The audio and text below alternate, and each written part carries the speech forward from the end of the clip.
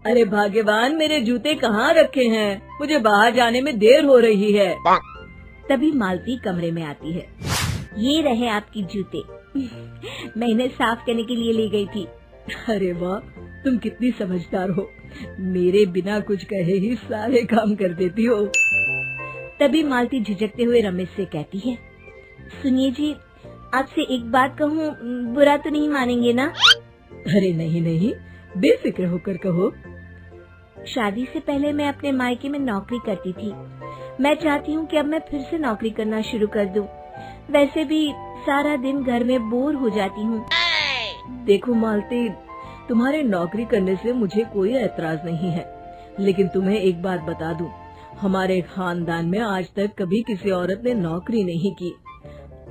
फिर भी एक बार तुम माँ से पूछ कर देखो, अगर वो तुम्हें नौकरी करने की इजाजत दे देती है तो अच्छी बात है। रमेश वहाँ से चला जाता है। फिर उसी शाम मालती अपनी सास के पैर दबा रही होती है। तभी उसकी सास मालती से कहती है, अरे क्या बात है बहू, आज तो ठीक तरह से मेरे पैर नहीं दबा रही। किसी ख्याल में खोई पड़ी है क्या? मैं भी तो जानूं आखिर बात क्या है। दरअसल वो माँ जी। अरे हाँ हाँ बोलो, इतना सोच क्यों रही हो? माँ जी, अगर आप बुरा न माने तो मैं नौकरी करना चाहती हूँ। घर के काम करने के बाद मेरे पास काफी वक्त बच जाता है।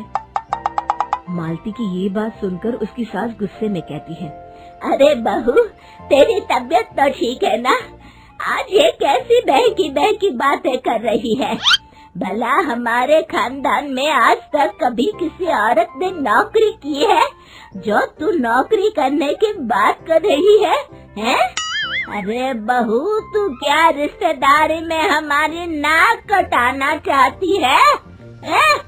जितना जल्दी हो सके अपने दिमाग से नौकरी का भूत उतार दे, और अब जा, जल्दी से रसोई में जा, खाना बनाने का वक्त हो रहा है। मालती मन मार कर खाना पकाने के लिए रसोई घर में चली जाती है। अगले दिन, नमस्ते माँ जी, कैसी हैं आप? अरे आओ आओ दिवाकर बेटा, बैठो, मैं तुम्हारे लिए चाय मंगाती हूँ। बहू, जरा एक कप चाय तो लेती आना। फिर दिवाकर एक फाइल खोलकर मालती की सास के सामने रख देता है।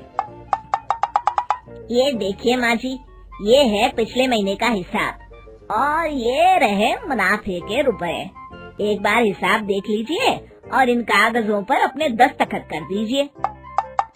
अरे दिवाकर बेटा, मैंने भला आज तक कभी तेरा हिसाब देखा है जो अब देखूंगी?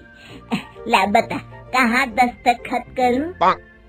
तभी मालती चाय लेकर वहाँ आ जाती है और अपनी सास को बिना कागजातों को पढ़े इस तरह लापरवाही से दस्तखत करते हुए देखकर हैरान रह जाती है। अच्छा माँ जी, अब मैं चलता हूँ, फैक्ट्री में बहुत काम है। फिर दिवाकर वहाँ से चला जाता है। कुछ दिनों बाद मालती बाजार में कुछ सामान खरीद रही होती है।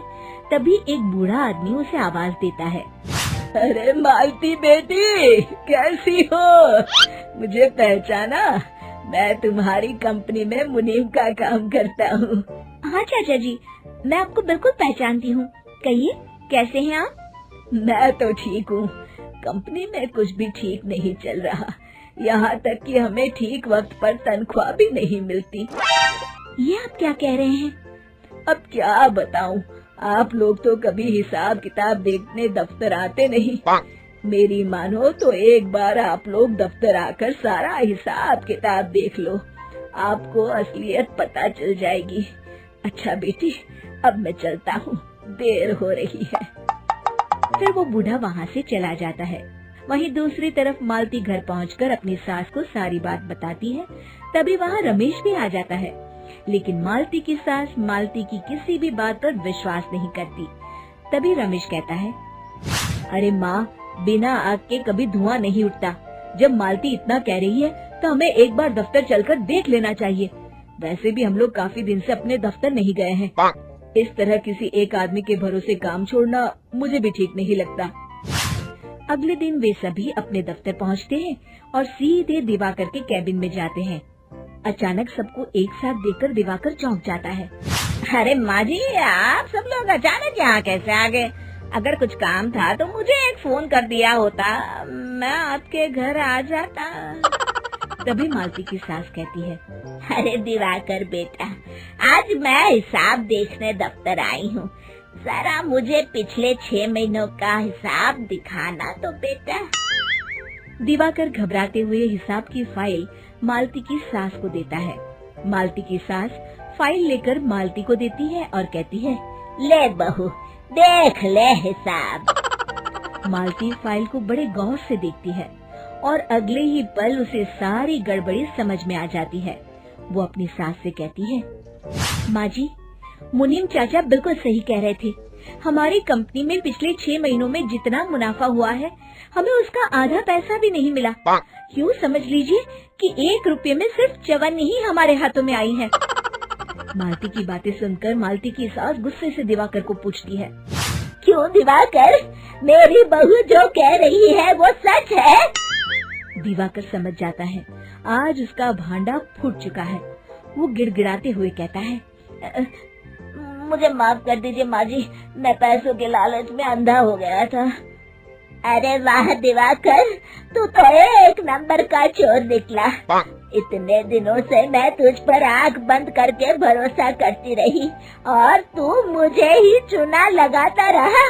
अभी के अभी निकल यहाँ से और दोबारा अपनी शक्ल मत दिखाना।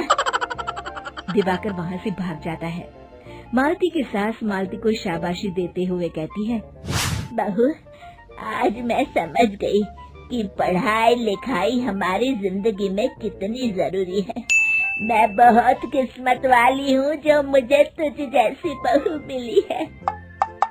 शिक्षा, पढ़ाई लिखाई का इस्तेमाल सही जगह करके हम दुनिया में बहुत कुछ बदल सकते हैं।